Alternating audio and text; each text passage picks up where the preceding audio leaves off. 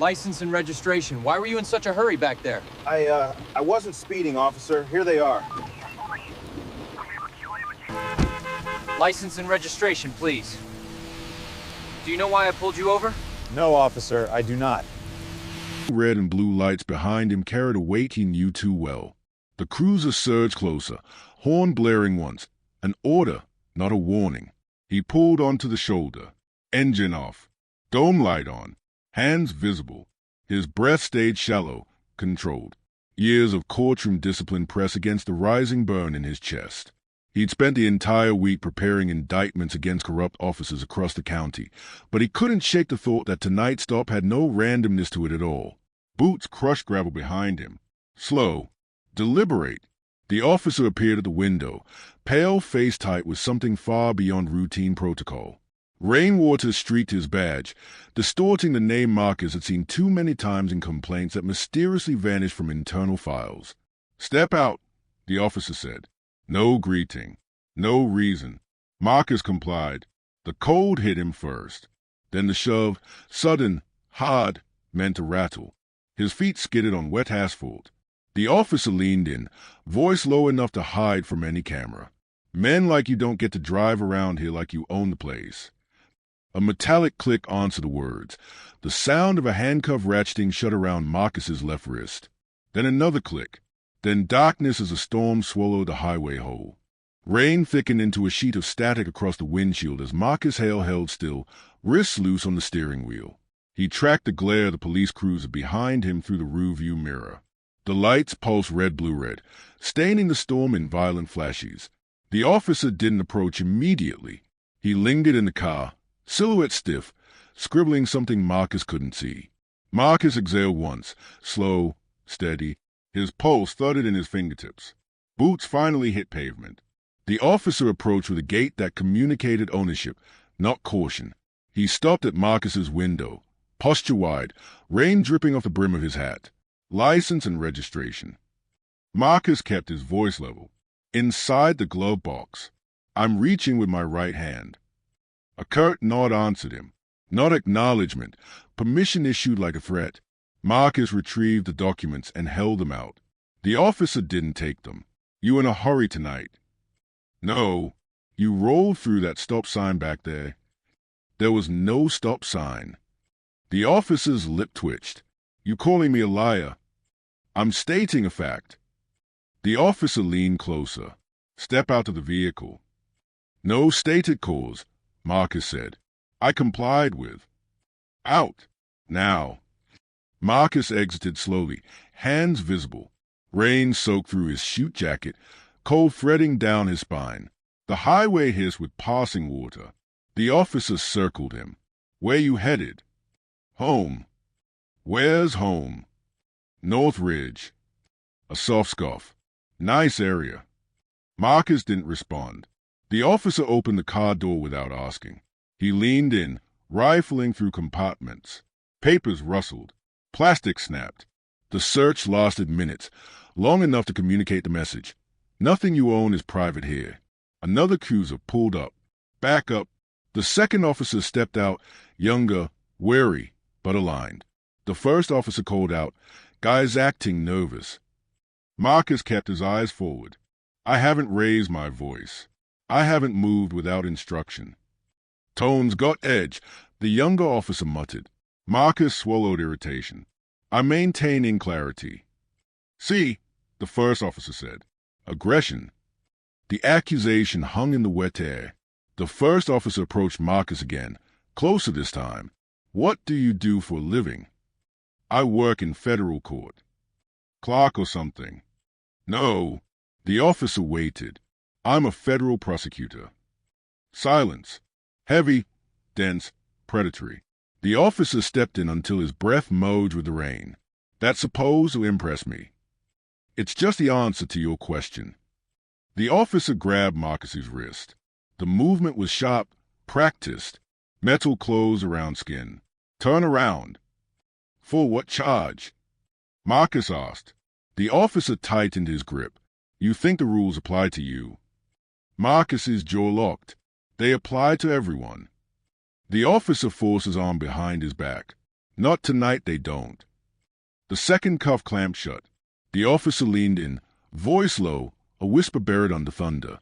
Men like you never learn their place. The storm drowned the rest. Marcus stood rigid as the officers pushed him toward the cruiser. Rain, cuffs, humiliation blending into one fixed moment. The chapter ends as a door slammed behind him, sealing him in darkness and echoing steel. Fluorescent light buzzed overhead, the kind of static glare designed to drain time of meaning. Marcus Hale sat on the metal bench inside the holding room, cuffs removed but wrists still burning with their memory. The concrete walls trapped the damp scent of rain carried in on soaked uniforms. Voices drifted from the hallway, low, careless, the rhythm of people who believed every action tonight would vanish into paperwork. The booking officer sat across from him, tapping at a keyboard. Older, shoulders slumped, expression tight with discomfort he tried to hide. State your full name. Marcus Anthony Hale. The officer entered it without meeting his eyes. Reason for arrest? Marcus asked. The man's fingers paused, then resumed typing. It says obstruction. To what? A shrug that avoided responsibility. Asked the arresting officer. Marcus leaned back, jaw tense but contained. I did. Then you already know how this goes. The printer word. Paper slid out. A form was pushed across the table for Marcus to sign. He didn't touch it. It's inaccurate, Marcus said. The booking officer finally looked at him, gaze wary. Look, man, don't make this harder. I'm not making anything harder. I'm acknowledging a false statement. The officer's eyes shifted to the hallway as if checking whether anyone was listening. Just sit tight. They'll process you soon. A pause. A small, almost whispered add-on. Keep your head down. Marcus held the word in his mind, weighing them. Advice, warning, resignation. It sounded like all three. Minutes slid into a shapeless stretch of silence. The door opened, letting in a young deputy carrying a clipboard. His posture was rigid, his eyes too alert for someone on night shift. He scanned the sheet, then Marcus. You're Hale? Yes. The deputy hesitated before speaking. You're supposed to wait for a call. They said 30 minutes. That was over an hour ago. The deputy exhaled, tapping the clipboard lightly against his thigh. Look, I shouldn't say anything, but the guy who brought you in, Officer Reddick, has got a history. I've read his name in more than one complaint, Marcus said. The deputy nodded once. Quick. Yeah. People talk. Cameras fail around him. Reports get adjusted. His voice dropped. Just don't provoke him. I haven't provoked anyone. I know. That's the problem. The deputy stepped back. I'll check on the call. When the door swung shut, the hum of the fluorescent lights pressed harder against Marcus's skull. He let his thoughts move, slow, methodical, because panic was a luxury he couldn't afford. He focused on details, the angle of the camera in the ceiling, the placement of the guard desk through the small window, the timestamp blinking on the wall clock. The door reopened. A different officer now, tall, bald, flipping through a folder. Hale, still waiting for authorization. Take a seat. I am seated. Don't start. Marcus inhaled, stealing his voice. I'm requesting my phone call. I'm legally entitled to it. It's coming when it comes. Is there a supervisor available? Captain's off-site. Then the on-duty sergeant. The officer's jaw shifted, impatience masking something sharper. It'll happen. Sit. He left. Footsteps faded. Marcus rested his elbows on his knees, fingers interlaced. The walls felt tighter now, like they were leaning inward. His mind pulled backward, uninvited, vivid. A boy of 13 sitting in the back of a squad car, eyes swollen from trying not to cry. His father outside, hands behind his back, face pressed to the hood of police cruiser. The officer's voice, matching description. No explanation. No apology when they let him go hours later. Only the silence of a system that didn't even acknowledge what it stole. Marcus blinked the memory away, grounding himself in the present. He had built his career on dismantling cases like that. Tonight, he had become one. The door clicked again. The young deputy reappeared, this time keeping the doorway as a shield between them. "I pushed it," he said quietly. "You'll get your call now." "Thank you." The deputy motioned him forward. "You follow me." Marcus walked through the corridor, noticing every glance from passing staff. Some curious, some neutral, one or two carrying that subtle, resigned pity reserved for people who should not be here but are. The deputy opened a small room with a single desk phone. "5 minutes," he said. "They're watching." Marcus lifted the receiver. Dialed. It rang once. Then a familiar voice answered. Controlled, precise, the tone of someone used to handling crises. "Hale, what happened?" Marcus closed his eyes for a brief moment. "Finally, I was stopped," he said. "No cause. They escalated. I'm being held without valid charge. I need federal contact initiated immediately." A beat of silence. Then, "Say nothing else. I'll handle the rest." The line clicked.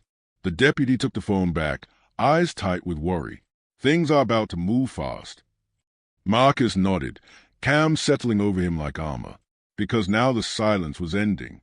The holding room felt different when Marcus returned. Same walls, same dead fluorescent hum, but the air held a tautness, as if something unseen had snapped into motion. Officers moved faster in the hallway. Conversations dipped when he passed. The shift was subtle, but unmistakable. Marcus sat again on the metal bench. He kept his breathing steady, listening. Footsteps approached, heavy, intentional. The door opened. The arresting officer, Reddick, stepped inside. His uniform was still damp, badge smudged from rain. He wore the expression of a man trying to mask irritation behind procedural authority. "Get up," Reddick said. Marcus didn't move. "On what grounds?" Reddick's eyes narrowed. "You think you're in a position to negotiate. I'm in a position to know the law." Reddick stepped closer until only a foot of stale air separated them. "You made a phone call you weren't cleared for." "I requested the call for over an hour. Your staff delayed it." Reddick's jaw flexed. "You federal types always think you're above everything." "I think I'm entitled to due process."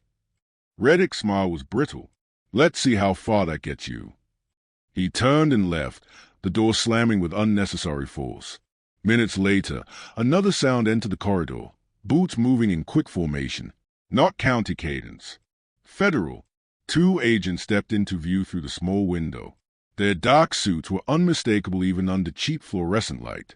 They spoke to the desk sergeant quietly, but tension rippled through the room like an electrical current. The sergeant rose so fast his chair nearly toppled.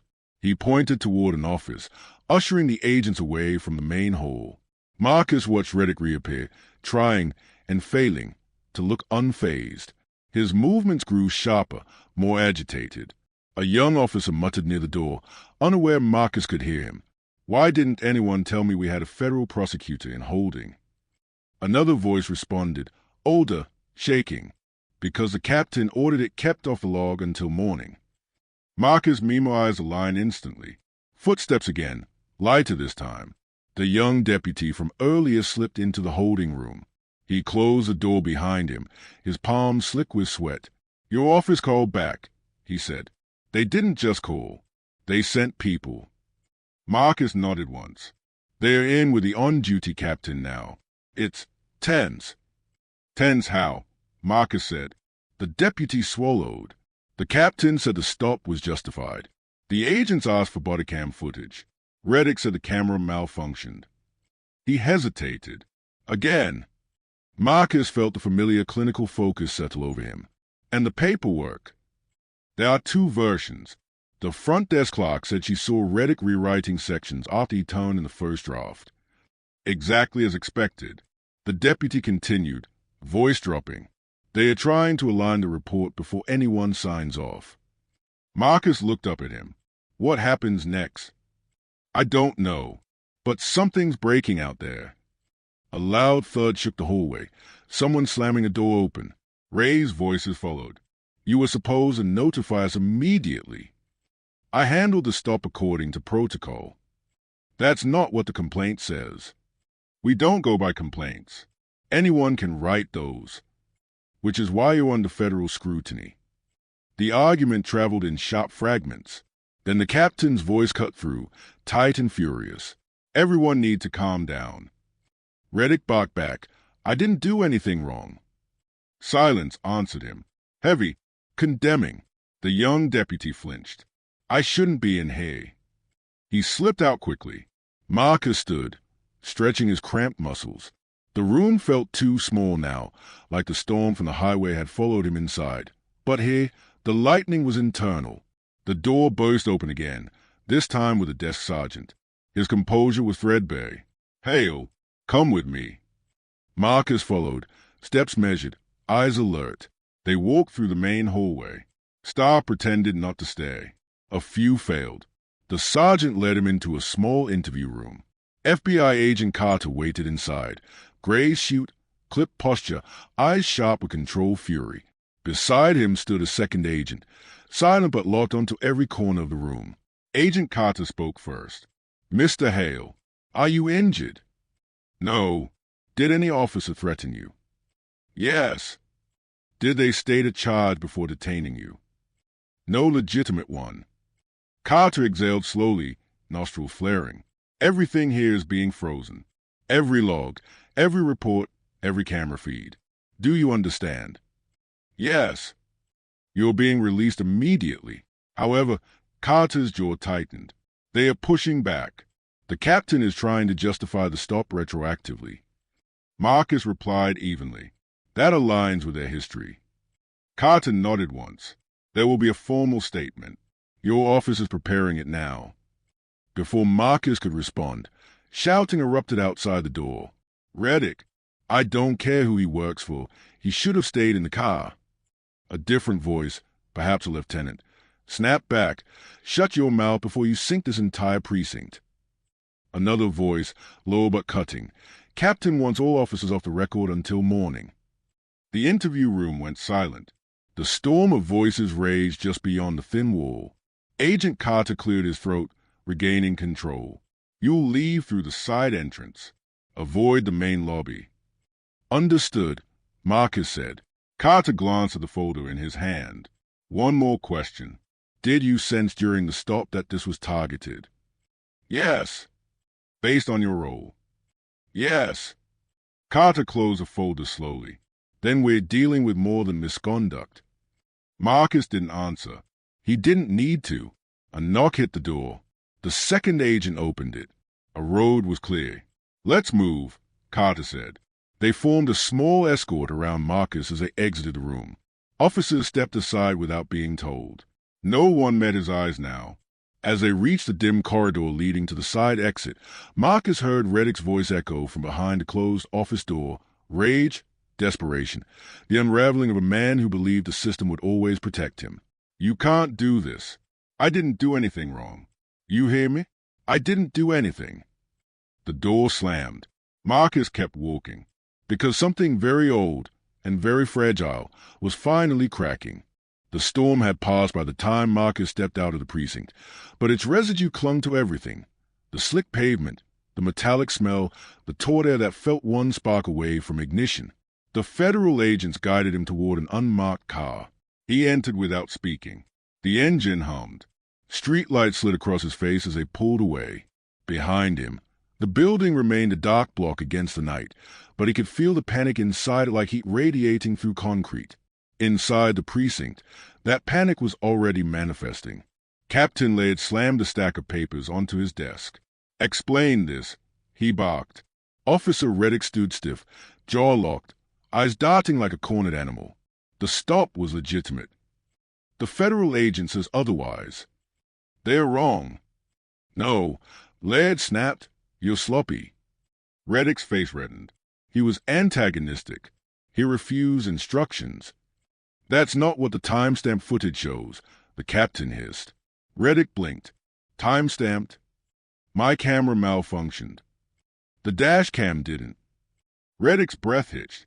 Laird leaned forward. You search his car without consent. You escalated force. You cuff him without stating a charge. Do you have any idea who he is? I don't care who he is. You're going to start caring, Laird said. Because we're already in federal review. Reddick glared. We can fix this. The captain straightened. How? Adjust the report. Align it with protocol. It's not lying, it's clarifying. Laird rubbed his temples. This precinct can't take another lawsuit. Then help me, Reddick said. Just clean the paperwork.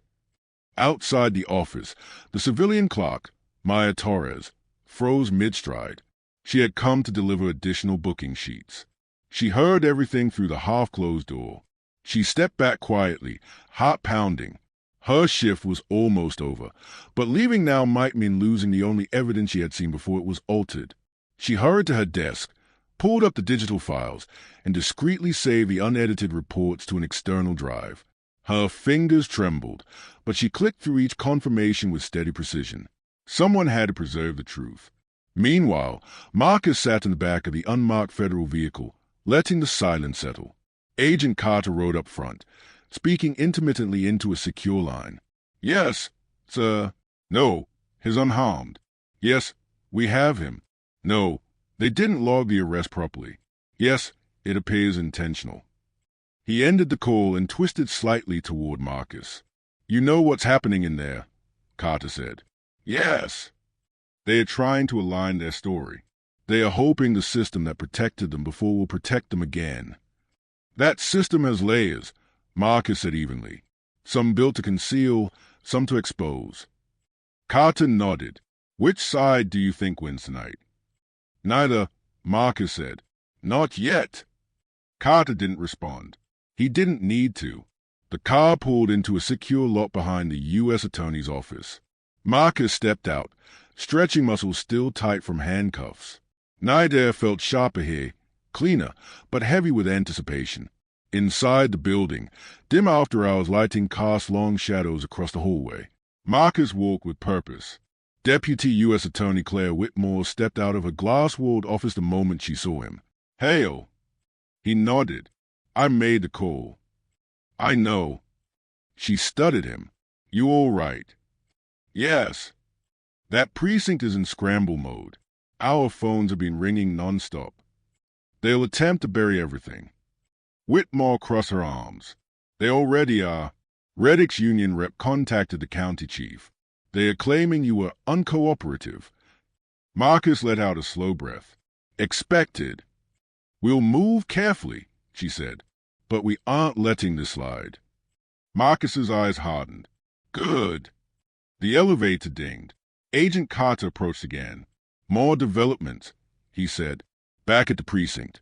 Sergeant Holbrook entered the report room and found Reddick rewriting his statement for the third time.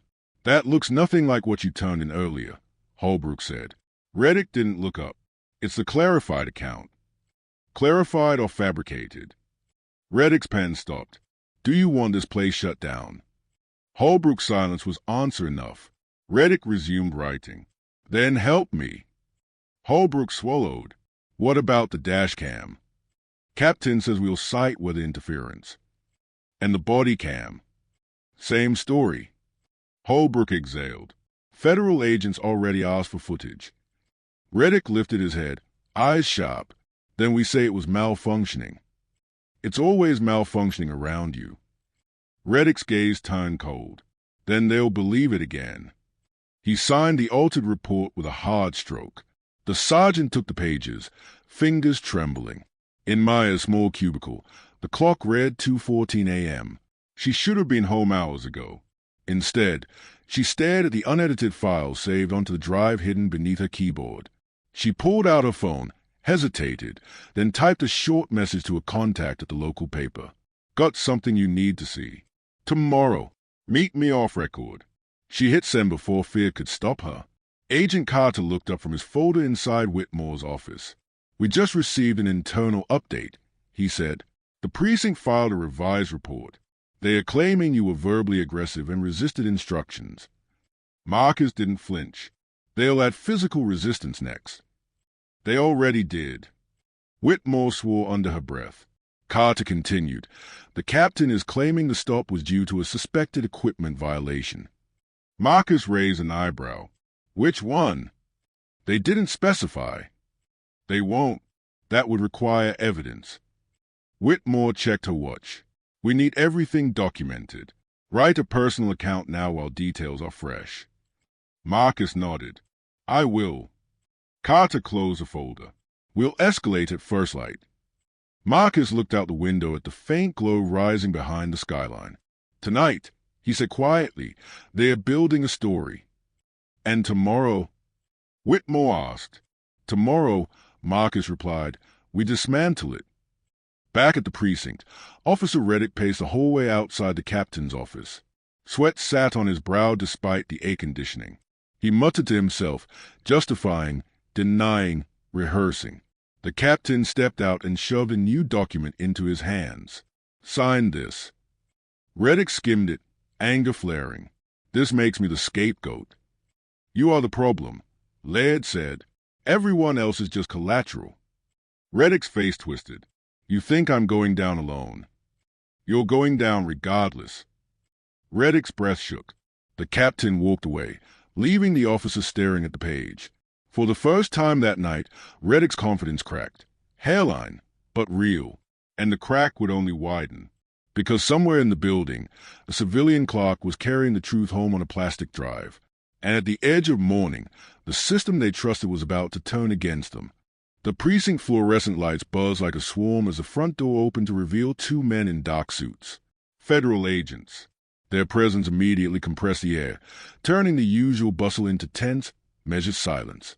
Marcus Hale rose from a waiting bench, cuffs already removed but muscles still tight with residual restraint. Every footstep felt calculated. The county captain, Laird, appeared moments later, flanked by sergeants who wore expressions between irritation and fear. He tried to project authority, but the sharp, controlled gaze of the agents cut through the facade. Mr. Hale, one agent began, voice clipped and professional. We're here to escort you out. You are released effective immediately. Reddick lingered in the hallway, shoulders rigid, eyes flicking between Marcus and the agents. His earlier bravado had not evaporated entirely. You think you can just walk away, he muttered under his breath, smirk pulling at the corner of his lips. Marcus did not respond. His calm, measured tone carried the weight of someone who had seen this behavior before. I am leaving, he said. The words were precise, unyielding. The captain opened his mouth, a bluff ready, but Carter, the lead federal agent, cut him off with a cold, precise command. Step aside. No interference. The hallway seemed to stretch, every officer aware that a higher authority had arrived. Reddick stepped back reluctantly, his eyes narrowing as Marcus walked past. Other deputies gave subtle nods, silent acknowledgement that the narrative had shifted. Marcus followed the agents through a side exit, away from the glare of the lobby cameras and the whispers of curious onlookers. Each step was controlled. He maintained his composure, but internally the tension pressed against him. He knew the system he had confronted could retaliate. He knew the officers who had attempted to fabricate evidence were not accustomed to being challenged. Outside, the air was damp and cold, the storm from the previous night lingering in slick streets. The agents kept close, blocking any approach. Marcus's mind catalogued every detail. License plates, security cameras, the posture of bystanders. Each element could become evidence or witness. Everything will be documented, Agent Carter said as they guided him toward the unmarked vehicle. Any further obstruction will be recorded. Your office has been notified. Marcus nodded. I understand. And the paperwork falsification. Preserved, Carter said. A clerk copied the original. That's critical. We will compare everything. The agents opened the car door. Marcus slid into the back seat, keeping his posture erect, hands on his knees.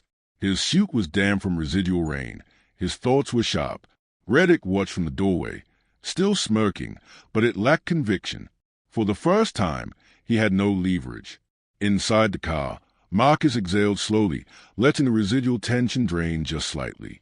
He reviewed the sequence in his mind. Stop without cause, unwarranted search, baseless accusations of aggression, false documentation, delayed calls, and finally, federal intervention. It was a pattern he had expected but not hoped to encounter personally. The ride back to a secure federal location was silent, except for the agent's occasional murmurs into radios. Marcus stared out the window, watching streetlights slide past, each one a reminder of the highway where his freedom had been threatened hours earlier. He thought of his colleagues, the potential internal escalation he would initiate, and the ripple effects this single incident could trigger. By the time they reached the federal office, the precinct behind him was still fumbling with its narrative. Captain Laird's resignation, threats, an attempt to rewrite report were already in motion, but Marcus's evidence was unassailable. The agents escorted him inside. Claire Whitmore, his colleague, appeared immediately. "You're clear," she said. Her eyes scanned him, reading tension and calculation. "Federal oversight has begun. This precinct doesn't know what's coming." "I'll document everything," Marcus replied, voice controlled. "Every interaction, every misstep." Whitmore nodded. "Good. We'll handle the rest strategically. But remember, your presence alone shifts the balance of power." Marcus exhaled, letting the moment settle. He knew the arresting officer believed he was untouchable. Reddick's smirk outside the side door had communicated arrogance, ignorance, and overconfidence. None of it mattered anymore. As Marcus walked to the internal office, he rehearsed every detail, every witness, and every piece of preserved evidence. The precinct might recover its facade temporarily, but this intervention had cracked a protective shell. He felt shaken but resolute. Tonight, control had shifted. Authority had aligned with truth. Marcus understood the precariousness of the moment. Justice had been delivered in form, but the system's entrenched patterns were still dangerous. He would not let the story end here. The chapter closed with Marcus entering the secure office, filing the federal complaint internally, and mentally preparing for the long escalation ahead. Outside, rain-slick streets reflected streetlights like shards of steel, a reminder of the danger that lingered, unseen but persistent, and of the quiet resilience that would be required to dismantle it. The precinct's fluorescent lights buzzed like a swarm as the front door opened to reveal two men in dark suits. Federal agents. Their presence immediately compressed the air, turning the usual bustle into tense, measured silence. Marcus Hale rose from the waiting bench, cuffs already removed but muscles still tight with residual restraint. Every footstep felt calculated. The county captain, Laird, appeared moments later, flanked by sergeants who wore expressions between irritation and fear. He tried to project authority, but the sharp, controlled gaze of the agents cut through the facade. "Mr. Hale," one agent began, voice clipped and professional. "We're here to escort you out. You are released effective immediately." Reddick lingered in the hallway, shoulders rigid, eyes flicking between Marcus and the agents. His earlier bravado had not evaporated entirely. "You think you can just walk away," he muttered under his breath, smirk pulling at the corner of his lips. Marcus did not respond. His calm, measured tone carried the weight of someone who had seen this behavior before. "I am leaving," he said. The words were precise, unyielding. The captain opened his mouth, a bluff ready, but Carter, the lead federal agent, cut him off with a cold, precise command. "Step aside. No interference." The hallway seemed to stretch, every officer aware that a higher authority had arrived. Reddick stepped back reluctantly, his eyes narrowing as Marcus walked past. Other deputies gave subtle nods, silent acknowledgement that the narrative had shifted. Marcus followed the agents through a side exit, away from the glare of the lobby cameras and the whispers of curious onlookers. Each step was controlled. He maintained his composure, but internally the tension pressed against him. He knew the system he had confronted could retaliate. He knew the officers who had attempted to fabricate evidence were not accustomed to being challenged. Outside, the air was damp and cold, the storm from the previous night lingering in slick streets. The agents kept close, blocking any approach. Marcus's mind catalogued every detail. License plates, security cameras, the posture of bystanders. Each element could become evidence or witness. "Everything will be documented," Agent Carter said as they guided him toward the unmarked vehicle. "Any further obstruction will be recorded. Your office has been notified." Marcus nodded. "I understand. And the paperwork falsification?" "Preserved?" Carter said. "A clerk copied the original. That's critical. We will compare everything." The agents opened the car door. Marcus slid into the back seat, keeping his posture erect, hands on his knees. His suit was damp from residual rain. His thoughts were sharp. Reddick watched from the doorway, still smirking, but it lacked conviction. For the first time, he had no leverage. Inside the car, Marcus exhaled slowly, letting the residual tension drain just slightly. He reviewed the sequence in his mind. Stop without cause, unwarranted search, baseless accusations of aggression, false documentation, delayed calls, and finally, federal intervention. It was a pattern he had expected but not hoped to encounter personally. The ride back to a secure federal location was silent, except for the agent's occasional murmurs into radios. Marcus stared out the window, watching streetlights slide past, each one a reminder of the highway where his freedom had been threatened hours earlier. He thought of his colleagues, the potential internal escalation he would initiate, and the ripple effects this single incident could trigger. By the time they reached the federal office, the precinct behind him was still fumbling with its narrative. Captain Laird's resignation, threats, and attempts to rewrite reports were already in motion, but Marcus's evidence was unassailable. The agents escorted him inside. Claire Whitmore, his colleague, appeared immediately. "You're clear," she said. Her eyes scanned him, reading tension and calculation. "Federal oversight has begun. This precinct doesn't know what's coming." "I'll document everything," Marcus replied, voice controlled. "Every interaction, every misstep." Whitmore nodded. "Good. We'll handle the rest strategically. But remember, your presence alone shifts the balance of power." Marcus exhaled, letting the moment settle. He knew the arresting officer believed he was untouchable. Reddick's smirk outside the side door had communicated arrogance, ignorance, and overconfidence. None of it mattered anymore.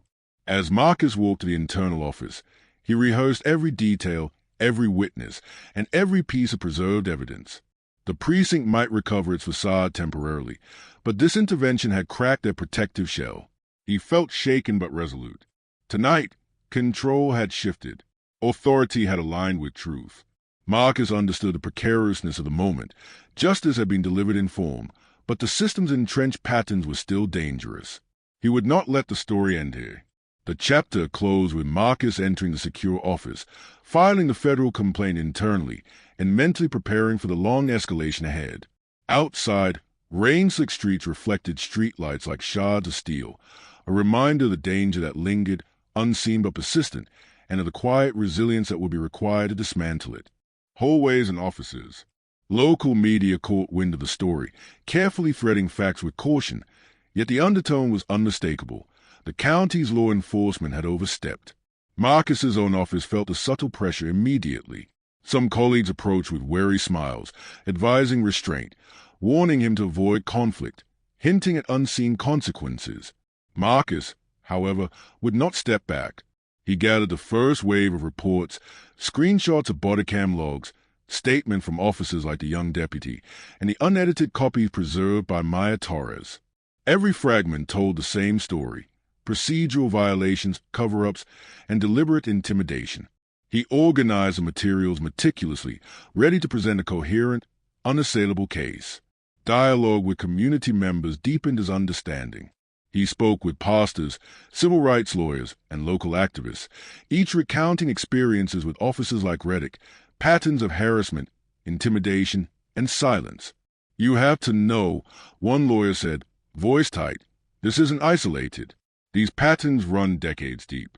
People who complain disappear in paperwork or are subtly punished. You're lucky. Your position gives you leverage." Marcus nodded. Leverage doesn't equal immunity, but it can expose a pattern. Each conversation added layers to his documentation. Names, dates, minor incidents previously ignored, all compiled into a timeline highlighting systemic abuse. Back at the office, his colleagues were divided. Some questioned whether pursuing the case would destabilize departmental relationships or trigger political backlash. "You might alienate too many people," one senior prosecutor warned. "Sometimes discretion preserves the office's credibility." Marcus's jaw tightened. Discretion at the cost of justice is cowardice. He spent hours reviewing emails, phone logs, and personnel files, cross-referencing incidents where officers had similar complaints filed and quietly suppressed. The pattern was undeniable. Officers like Reddick operated under a shield of informal protection, reinforced by fear and bureaucratic inertia. Meanwhile, subtle retaliatory signals emerged. Someone altered scheduling so that Marcus would face heavy caseloads coinciding with internal meetings. Confidential memos hinted at potential disciplinary scrutiny. Colleagues whispered concerns about political pressure from local officials. The systemic force of institutional retaliation was real, calculated, and continuous. Marcus pressed on. He conducted interviews with employees who had witnessed procedural violations but feared speaking out. Their voices, cautious and fragmented at first, grew firmer as Marcus reassured them. The evidence would be documented and safeguarded. A janitor who had seen the original booking forms being replaced quietly handed over photocopies. A clerk revealed discrepancies in overtime sheets correlating with officers' absences on sensitive days. Each contribution reinforced a chain of misconduct, providing credibility beyond subjective claims. Even as Marcus assembled evidence, the county attempted to reclaim the narrative. A press release framed the incident as routine law enforcement procedures challenged by a civilian claiming federal authority. Social media amplified the framing, injecting doubt into public perception. Marcus noted the language carefully: routine, challenge, claiming, a subtle minimization tactic. Dialogue with his office leadership solidified his approach. Claire Whitmore emphasized strategy. We document every retaliation. Public statements, internal pressure, scheduling, everything. This is the evidence that will protect you and dismantle their defense. Marcus agreed, methodical and composed. Each step he took was calculated to prevent cover-ups, anticipate legal maneuvers, and shield witnesses from institutional intimidation. Every action reinforced the fact that this was not about personal vendetta but systemic accountability. By evening, Marcus had compiled a comprehensive dossier linking historical complaints, internal memos, whistleblower statements, and community testimony. The scope was larger than he initially imagined. The stop, the unlawful search, and the falsified paperwork was symptomatic of a broader culture of impunity. He sat back in his office chair, exhausted but precise. The data confirmed his suspicions. The system's retaliation was real, methodical, and layered. Officers like Reddick operated with institutional protection, while systemic retaliation ensured that only the most persistent voices could pierce the veil of bureaucracy. Marcus reflected on the consequences. There would be emotional fatigue, reputational risk, and political friction. He understood that pursuing justice in this environment required both meticulous evidence gathering and psychological resilience. This was no longer a simple case of personal violation. It was a structural confrontation. He spent a long hour reviewing patterns, annotating each entry, cross-referencing personnel files and past incidents. He noted discrepancies in reporting, inconsistent citations, and unexplained failures in standard procedure. Everything tied back to a system designed to protect itself rather than serve justice. Late into the night, Marcus received messages from trusted community contacts offering tips on document preservation, corroboration, and secure communication. Each note strengthened his sense of purpose. Resistance was possible, but only if evidence was irrefutable, witnesses shielded, and strategy flawless. As he closed the files and powered down his workstation, Marcus allowed himself a brief reflection. Institutional retaliation was formidable, but so was truth meticulously preserved. He knew the fight ahead would be prolonged, uncomfortable, and politically charged. Yet the clarity of purpose, justice, and accountability remained unshaken. The chapter ended with Marcus standing at the window, looking out over the city. Streetlights reflected in puddles like fractured mirrors, a reminder of systemic corruption and the perseverance required to expose it. The night was long, the work just beginning, but Marcus Hale was resolute. The story would not end here. The federal complaint sat on Marcus Hale's desk like a sharpened blade, edges precise, ready to cut through decades of systemic obfuscation. He reviewed the document one last time. Timeline of the stop, copies of altered and original reports, statement from clerks and deputies, body cam footage logs, witness accounts, and documented patterns of misconduct. Each piece formed an irrefutable narrative, an institutional trail that could no longer be ignored. Claire Whitmore entered, coffee in hand, eyes scanning the room. "The media is starting to pick up fragments," she said. "We have reporters calling, but we're controlling what's released. Federal channels first." Marcus nodded, scanning the files. "We need clarity, not chaos. Everything public must match verified facts." Anything speculative risks undermining the case. Whitmore frowned. I know, but the county's scrambling. They're trying to rewrite history even as we speak. They've been doing that for years, Marcus replied. This time, it won't stick. He made calls to the clerk, Maya Torres, who had preserved the original paperwork. Her calm, deliberate recounting confirmed each detail. Each confirmation strengthened the complaint and built credibility for federal investigators. I've cross-checked everything, Marcus said after the call. The chain of custody is intact. No gaps.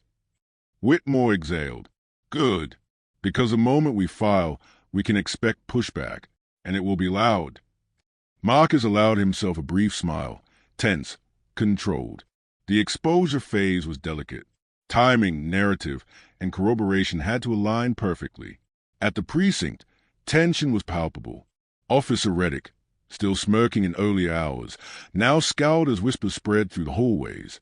Captains and lieutenants scrolled through emails and internal memos, realizing the federal complaint was complete and undeniable. Reddick's pass emerged, surfacing in fragments from old records.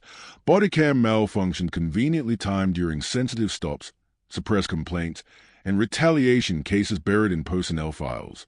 A pattern long invisible to the public was now visible, concrete, and damning.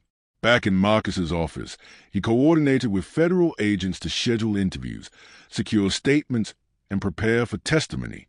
Each witness was prepped meticulously, emphasizing facts, timelines, and corroboration.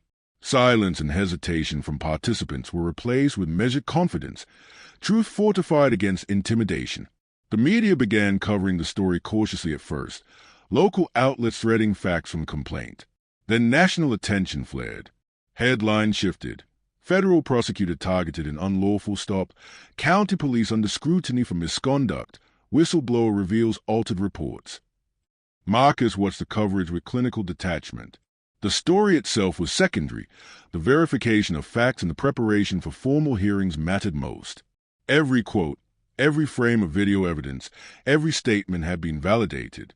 He spent hours with the agents, walking through timelines, confirming witness accounts, and addressing gaps. We cannot let procedural errors weaken this, he said. Everything must be airtight.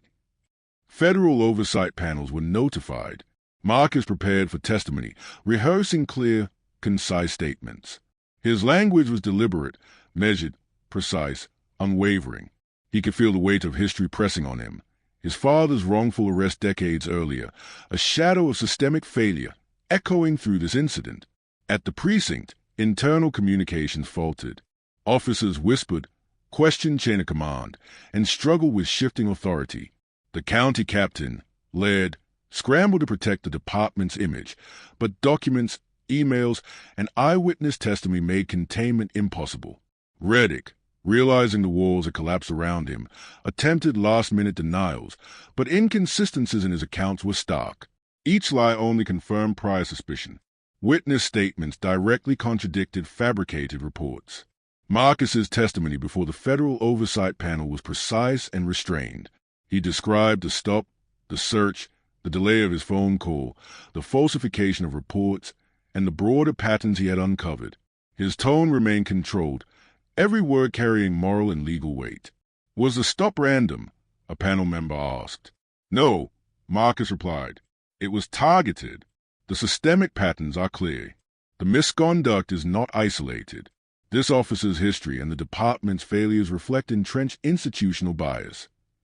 He presented evidence, unedited reports, timestamps, altered documentation, and statements from clerks and deputies. The panel listened intently. Questions probed procedural and ethical lapses, highlighting both individual and systemic responsibility. After the hearing, Marcus returned to his office, exhausted but resolute. The exposure had begun. The public and federal structures were aligned. Institutional fractures were visible, and the arresting officer's protective shell had shattered. Outside, the city pulsed with life, oblivious of the tectonic shift occurring within legal and bureaucratic frameworks. For Marcus, this was not victory, it was a turning point. Awareness had been raised, leverage established, and accountability initiated. The chapter closed with Marcus reviewing media clips and transcripts late into the night, confirming every claim, every timestamp, and every corroboration. The county leadership was exposed.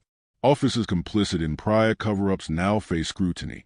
Systemic rot was visible, undeniable. Marcus understood the magnitude. Exposure was powerful, but the work of enforcement, justice, and cultural change had only begun. The fight would continue, but for the first time, the system shields could not deflect truth.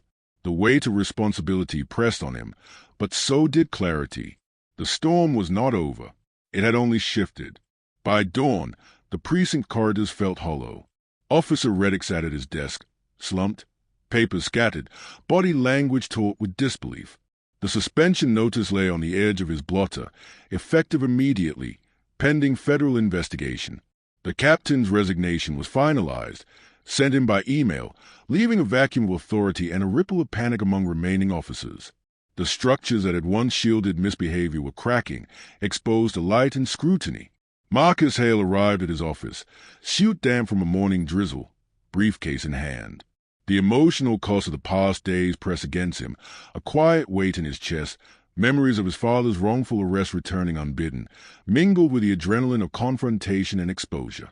Still, his composure remained intact, measured. Every action, every decision of the past week had been deliberate.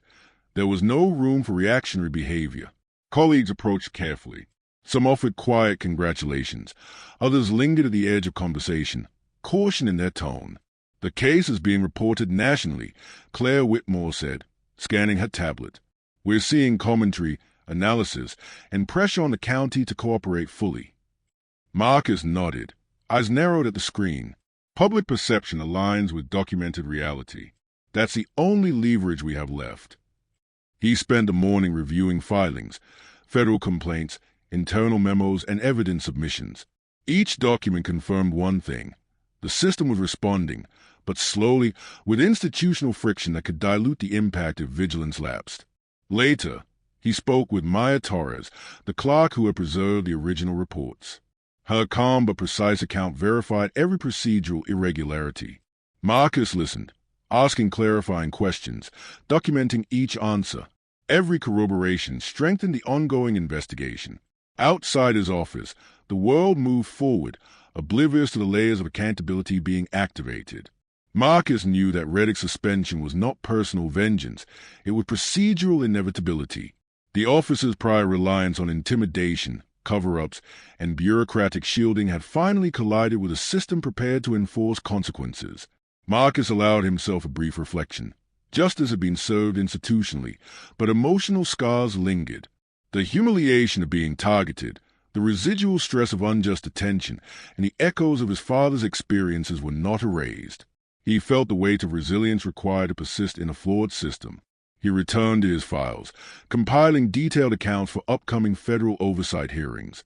The evidence now included not just his own narrative but multiple verified sources, witnesses, clerks, deputies, and community leaders. The assault on procedural integrity had been documented in a way that no internal spin could undo. Meanwhile, news outlets reported cautiously, balancing public interest with verification. Headlines confirmed. Federal prosecutor cleared after unlawful arrest. County police under investigation for misconduct. Captain resigns amid federal review. Marcus watched carefully, noting that even as institutional accountability advanced, public discourse remained fragmented, some dismissive, some sympathetic, all analyzing. Even as justice progressed, Marcus felt personal ramifications. Sleepless nights accumulated. Memories of prior family trauma resurfaced. The emotional toll was real, a reminder that systemic change carried both professional and private cost. Conversations with colleagues and family focused on support, preparation, and strategy, balancing personal health with professional duty. By late afternoon, he took a brief walk along the highway where he had been stopped. The rain-slicked asphalt glistened, reflecting streetlights like fractured steel. Each step grounded him, connecting memory with presence, vulnerability with resilience. He replayed the sequence of events: the stop, the search, the falsified reports, the federal intervention, the exposure, and now the consequences. Each phase reinforced the stakes of systemic accountability. Marcus returned to his office, compiling notes for an internal review, lessons learned, recommendations for policy, and procedural safeguards. He planned to present a comprehensive report to his colleagues in federal oversight to prevent recurrence, not merely punish individuals. Systemic change required both accountability and foresight. By evening, the precinct remained under strain. Officers whispered, shifted, and recalculated allegiances. Federal agents maintained oversight, reviewing logs and documentation. Reddick's suspension and the captain's resignation were public, but the ripple effects extended deeper, touching morale, procedures, and institutional credibility. Marcus closed his files, exhaled slowly, and reviewed the city skyline. The fight had achieved measurable justice, but the emotional cost remained. Institutional retaliation had been confronted, and exposure had forced accountability. Yet the broader system, the culture enabling repeated misconduct, persisted. He understood that vigilance, documentation, and moral clarity would remain essential. The chapter concluded with Marcus sitting quietly in his office, the city outside muted under the evening light.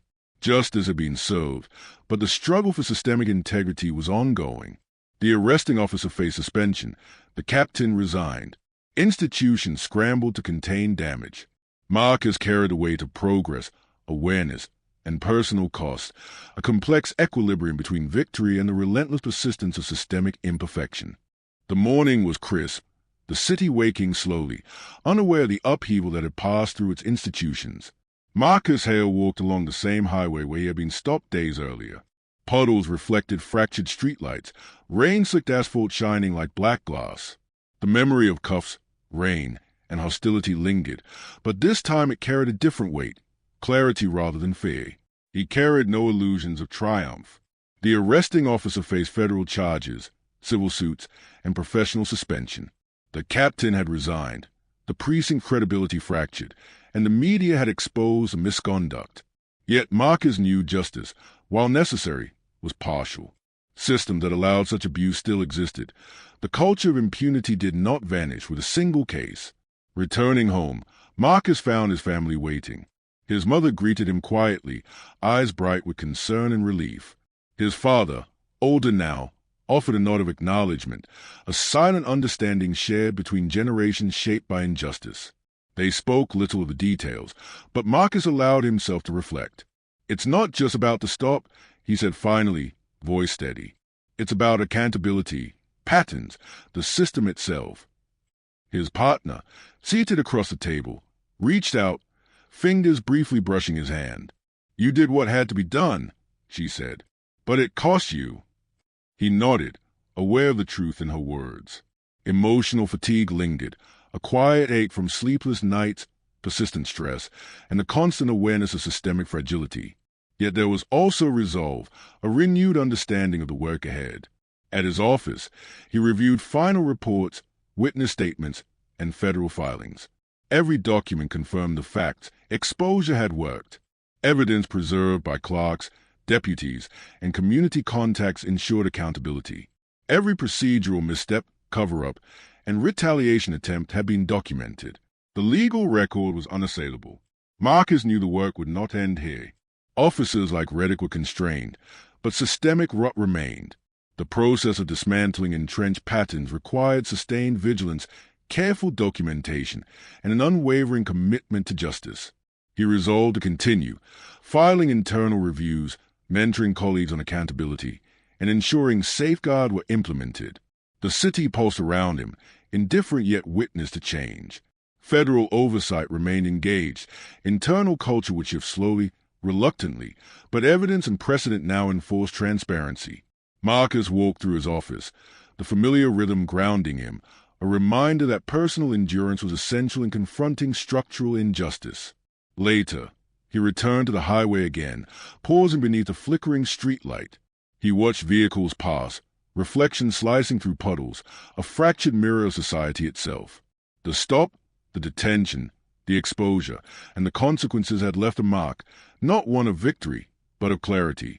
He understood the fragility of justice, the endurance required to maintain it, and the subtle victories that arose when truth was preserved. The final reflection lingered. Accountability was not an endpoint, It was a process. Systems to be challenged, patterns interrupted, and misconduct exposed, but the vigilance required never ended. Marcus Hale walked on, grounded in reality, burdened by awareness, yet propelled by the certainty that the fight for justice was ongoing. The chapter closed quietly, without fanfare, leaving Marcus standing on the highway, rain-soaked asphalt underfoot. City lights reflected in puddles, a moment of equilibrium between hardship and resolve, personal cost and institutional change.